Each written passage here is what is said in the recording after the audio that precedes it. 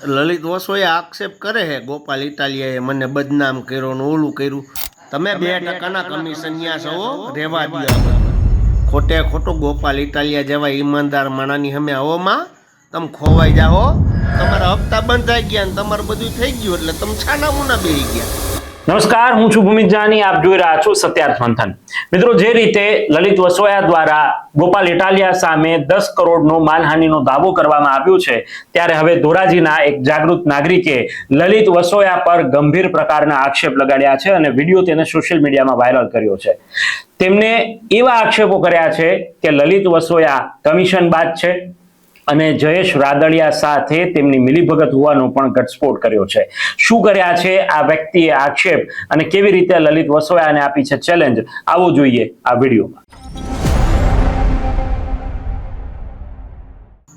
લલિત વસોએ આક્ષેપ કરે છે ગોપાલ ઇટાલિયાએ મને બદનામ કર્યો ને ઓલું કર્યું. તમે લાલ પાણીના કેટલા આંદોલન કર્યા. હું જળ સમાધિ લઈ લઈને ઓલું કર લઈને આ રેતીના ડમ્પરિયા વાળાઓની માથે કર્યું ને કેટલાય માથે કર્યું. તમારા હપ્તા બંધાઈ ગયા ને તમારું બધું થઈ ગયું એટલે તમે છાના મુના બેહી ગયા. તમે હપ્તા શાહી છો, તમે ભાજપના માણસ છો, તમે જયેશ રાદડિયાના ટેકેદાર છો. તમે રહેવા દો. લાલ પાણીનું ડિંડક કર્યું જયેશ રાદડિયાને કહેવાથી. તમે કોંગ્રેસના ધારાસભ્ય હતા, આખું કોંગ્રેસ આવ્યું હતું. તમે વિધાનસભામાં શું કર્યું? ખોટા ડિંડક કર્યા. ધોરાજીને 30 વર્ષથી પાણી નથી મળતું. તમે એ તો જુઓ, ઢાંકણીમાં પાણી લઈને ડૂબી મરો. તમે ધારાસભ્ય બન્યા ને તમે બધું બન્યા. તમારી નગરપાલિકામાં બોડી બની. તમે શું કર્યું? ધોરાજીમાં રસ્તાના ભ્રષ્ટાચાર થાય છે. કેટલા રૂપિયા ખવાઈ જાય છે. એક કોઈ ગેરંટી પીરિયડમાં કામ હાલે છે ક્યાંય? તમે કોંગ્રેસે શું વિરોધ કર્યો? તમે ધારાસભ્ય હતા ત્યારે, તમારી નગરપાલિકાની બોડી હતી ત્યારે તમે શું કર્યું? ખોટે ખોટું ગોપાલ ઇટાલિયા જેવા ઈમાનદાર માણાની સામે આવોમાં તમે ખોવાઈ જાઓ અને તમારું જિંદગીમાં ક્યાંય સારું નહીં થાય. હો, 30 વર્ષ થયા. તમે ઓમ તો કહેવાવ તો કોના પીએ? તમે કોના માણસ હો એ તો કયો.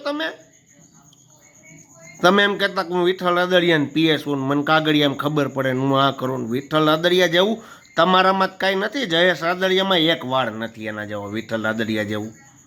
આ પાક વીમોનું બધું કેટલું હેરાન થયા પબ્લિક.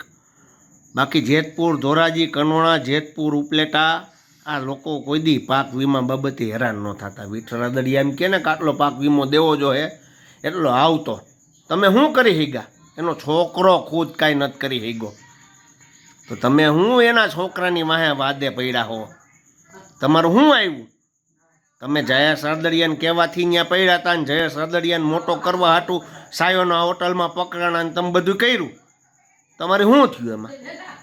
તમે 2%ના કમિશનિયા છો, રેવા દો આ બધું.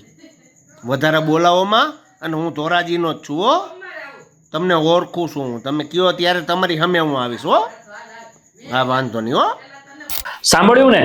તેમના દ્વારા સ્પષ્ટપણે એવું કહેવામાં આવી રહ્યું છે કે લલિત વસોયા એ 2%ના કમિશન એજન્ટ છે, જયેશ રાદડિયાના સમર્થક છે અને અંદર ખાને તેઓ સાથે કામ કરતા જોવા મળે છે. આ પ્રકારનો ગંભીર આક્ષેપ એ આ નાગરિક દ્વારા કરવામાં આવ્યો છે, જેમનું નામ છે ભાવેશ ભટ્ટ. ધોરાજીના રહેવાસી છે અને તેમના દ્વારા એવું પણ કહેવામાં આવી રહ્યું છે કે લલિતભાઈ, હું તમારી સામે આવીને પણ આ વાત કહેવા માટે તૈયાર છું, પરંતુ તમે જે આક્ષેપ કર્યો છે એ ગોપાલ ઇટાલિયા પર આક્ષેપ કરવામાં આવ્યો છે તે ખોટો છે એવી વાત સાથે તે મેદાનમાં આવ્યા છે. જોઈએ કે આ આક્ષેપ બાદ લલિત વસોયા એ હવે શું તેની સામે વળતો જવાબ આપે છે. અને સાથે જ જે રીતે તેમના દ્વારા લલિત વસોયા અને જયેશ રાદડિયાની મિલીભગતની વાત કરવામાં આવે છે, ત્યારે જયેશ રાદડિયા શું આવનારા દિવસોમાં આ મામલે કોઈ ખુલાસો કરશે કે કેમ, એ પણ સૌથી મોટો સવાલ છે. પરંતુ અંતે આક્ષેપ હોય છે.